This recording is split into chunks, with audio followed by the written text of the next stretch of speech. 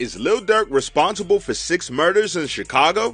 A 4-hour documentary just leaked listing all his alleged crimes. The last thing Lil Durk will want right now is to be accused of doing more murders than what he's in jail for. Unfortunately, it's too late for that.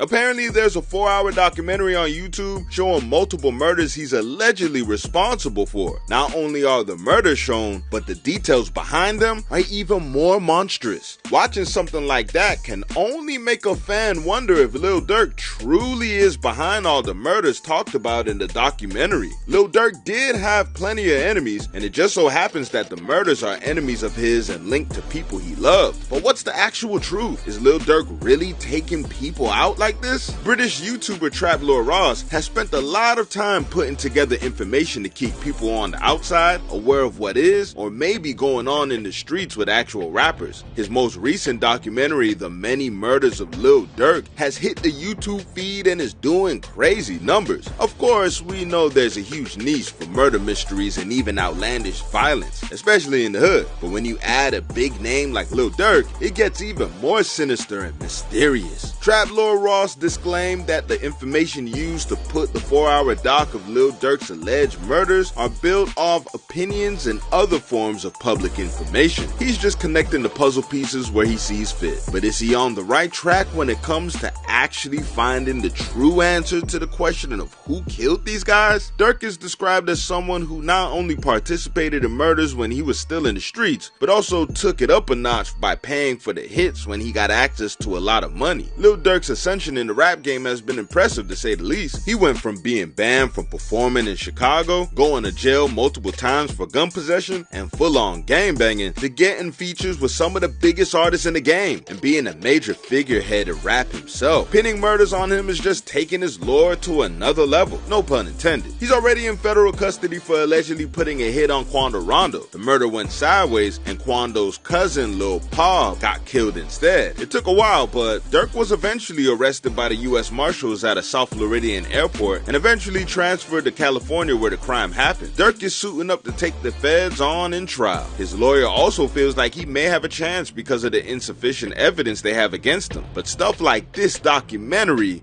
could ruin his image in the court of public opinion, essentially swaying the jury and even the court as a whole from believing anything this lawyer has to say about him. There's a chance Durk can go away for a long time.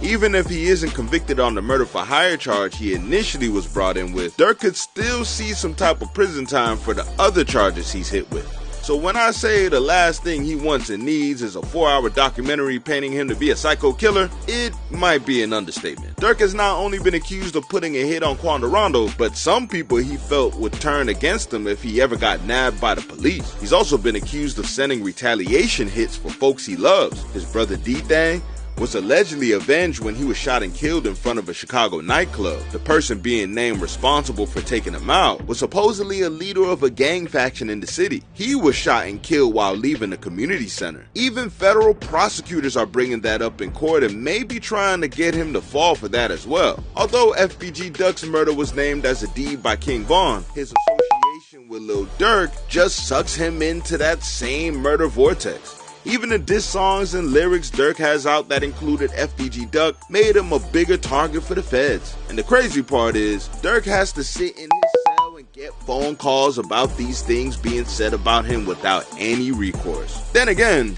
he may just be in a better place. Trap Lord Ross doesn't need to have a bounty on his head if the stories he's telling are accurate.